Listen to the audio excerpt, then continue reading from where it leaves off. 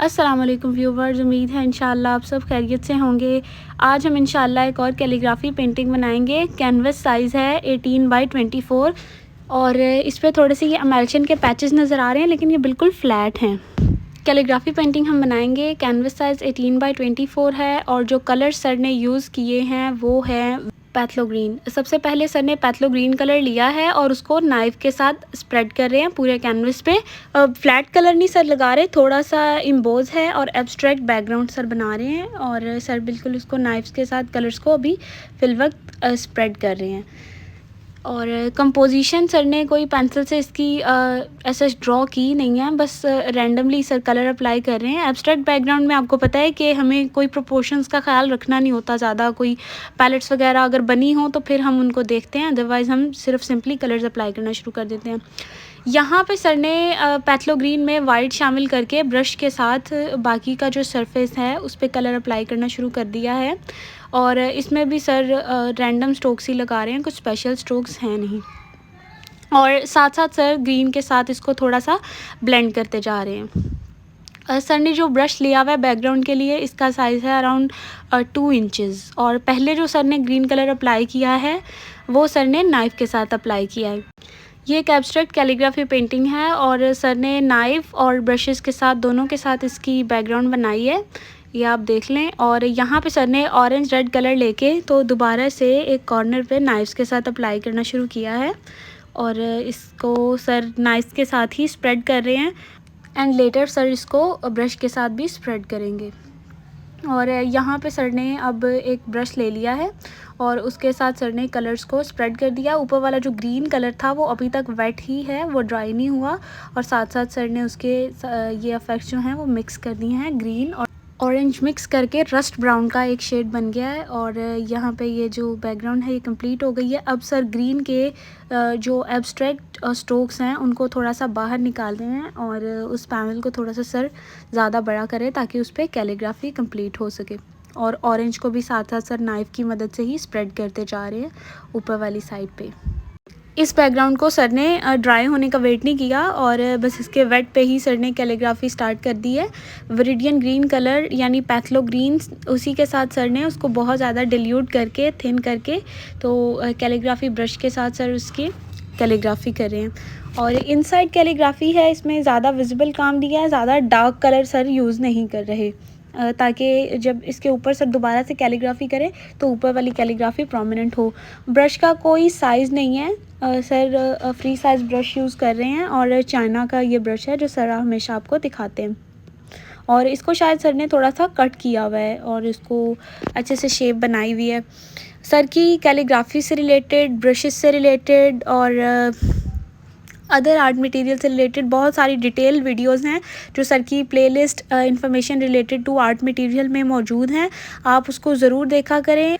Month में अभी भी एक आध वीडियो हम आर्ट रिलेटेड जो है आर्ट मटेरियल रिलेटेड जो वीडियो है उस प्लेलिस्ट में ज़रूर ऐड करते हैं और वो आप सबके लिए बहुत हेल्पफुल होती हैं। वो आपके जो छोटे छोटे काम में एरर्स आ जाते हैं मटेरियल की वजह से या फिर आपके जो सवालात होते हैं, हमारी कोशिश होती है कि उसमें उस प्लेलिस्ट में या उस प्लेलिस्ट से रिलेटेड वीडियोज़ में हम उन जवाबात को कवर करने की कोशिश करें और आप तक मुफीद इन्फॉर्मेशन पहुँचाएँ।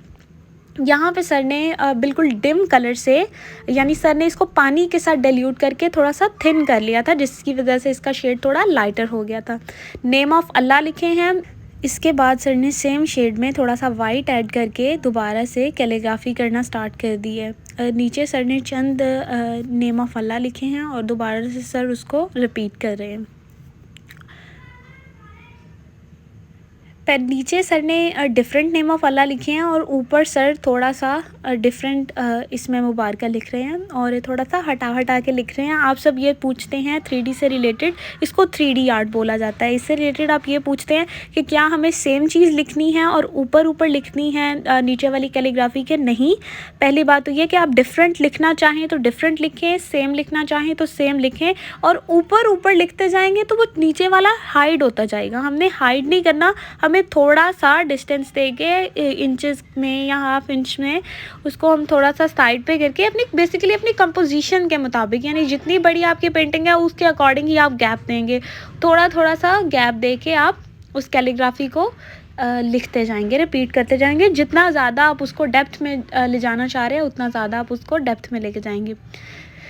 और यहाँ पे सर ने पैथलो ग्रीन में थोड़ा सा वाइट ऐड करके तो कुछ स्ट्रोक्स और डाले हैं, लाइटर स्ट्रोक्स, क्योंकि यहाँ से पेंटिंग थोड़ी सी डार्क हो रही थी। इसके बाद सर ने पैथलो ग्रीन में थोड़ा सा कम पानी शामिल करके दोबारा से टाइटल लिखना शुरू किया और सर ने ये कुल हु अल्लाहु अहद लिखा है इस पेंटिंग पे। 18x24 साइज़ है, तो सर छोटी ही आयात या छोटी सूरतें ही इस पर कंपोज कर रहे हैं।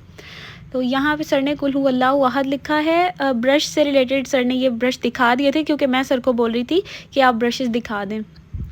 तो ये सर ने ब्रशेज़ दिखाए हैं, अपने चाइना के ब्रशेज़ हैं और इन पे कोई नंबरिंग होती नहीं है स्पेशल।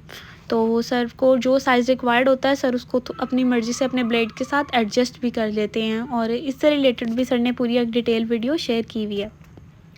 यहाँ पे सर ने ऑरेंज रेड कलर लिया और अभी जो है वो बैकग्राउंड के कलर्स काफ़ी हद तक ड्राई हो गए हुए हैं, और ऑरेंज कलर के साथ इसमें सर ने और कोई कलर ऐड नहीं किया। यहाँ पे लिखा है सुल्स में अहद। अभी तक जितनी भी कैलीग्राफी सर ने की है वो सर ने सुल्स स्क्रिप्ट में की है, ये भी आप नोट कर लें। इसके बाद सर ने और सेम कलर के साथ कुछ कैलीग्राफी मज़ीद ऐड की है पेंटिंग के राइट साइड पे। सर आपको हमेशा कहते हैं कि एक कलर आपकी पेंटिंग में 2 से 3 जगह पे ज़रूर होना चाहिए, सिवाय वाइट के। वाइट एक वॉल्यूम है, तो वो अगर एक जगह पे हो तो कोई प्रॉब्लम नहीं है, लेकिन बाकी जो अदर शेड्स हैं वो आपकी पेंटिंग में 2 से 3 जगह ज़रूर होने चाहिए। और बैकग्राउंड के कलर्स कैलीग्राफी में मस्ट आने चाहिए। जैसे कि सर ने कैलीग्राफी ऑरेंज और ग्रीन से की, बैकग्राउंड के कलर्स से ही सर ने कैलीग्राफी की, सेम शेड्स के साथ। यहाँ पे सर ने ब्लैक्स के साथ मज़ीद कुछ स्ट्रोक्स ऐड किए, थोड़ा सा डार्कर पोर्शन किया जो नीचे का पोर्शन है।